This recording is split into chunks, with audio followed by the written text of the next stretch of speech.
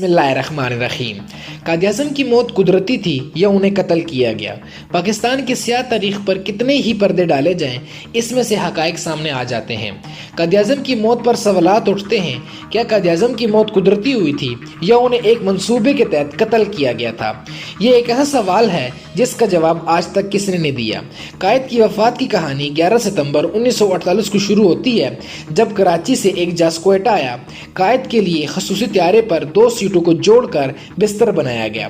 Colonel इलाही बख्श ने जहाज में मौजूद ऑक्सीजन सिलेंडर को देखा तो इनमें ऑक्सीजन की मिकदार बहुत कम थी।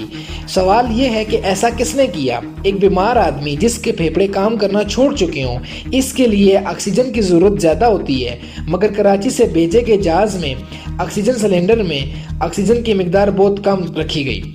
कर्नल इलाही बख्श के मुताबिक क्वेटा के डॉक्टर्स ने ऑक्सीजन के बड़े सिलेंडर का इंतज़ाम किया।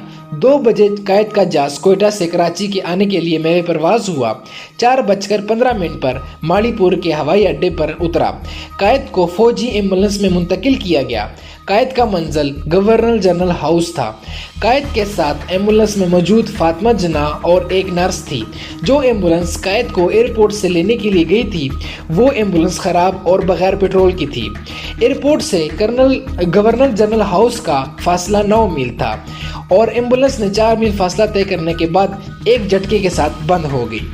माड़ीपुर के जंगलों में घंटों तक एम्बुलेंस एक अलग थलग इलाके में फंसी रही, जिसकी वजह से कायद-ए-आज़म की हालत बद से बदतर होती चली गई।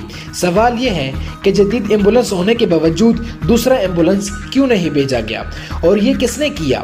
इल्ताफ़ हुसैन ने अपने एक इंटरव्यू में कहा कि जागीरदारों और जर्नलों पर मुश्तमिल एक ग्रुप था। कायद-ए-आज़म की मौत फितरी वजह से नहीं हुई, बल्कि उन्हें एक मुनज़्ज़म साजिश के तहत कत्ल किया गया। उन्होंने कहा कि मौजूदा दौर के जागीरदार ने बरतानवी नौ आबादियाती अकाओं से वफादारी और 1857 की जंग आज़ादी को दबाने में इनकी मदद की वजह से ज़मीनें हासिल की।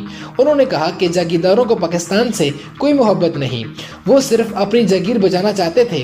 क्या पाकिस्तान के बाद जागीरों ने जर्नलों की मिली भगत से कायद-ए-आज़म को रास्ते से हटाने का फैसला किया था। फातिमा जना ने अपने भाई के साथ होने वाले वाक़यात पर एक किताब लिखी जिसका नाम माई ब्रदर था। इस किताब को रियासत मुखालिफ करार देकर इस पर पाबंदी लगा दी गई। ये किताब 32 साल बाद दोबारा छपी, पर इस किताब में से बहुत से मफाद को हज़म कर दिया गया था। मज़ीद जानने के लिए न्यूज़ इंसाइट से जुड़े रहिएगा। अल्लाह हाफिज़।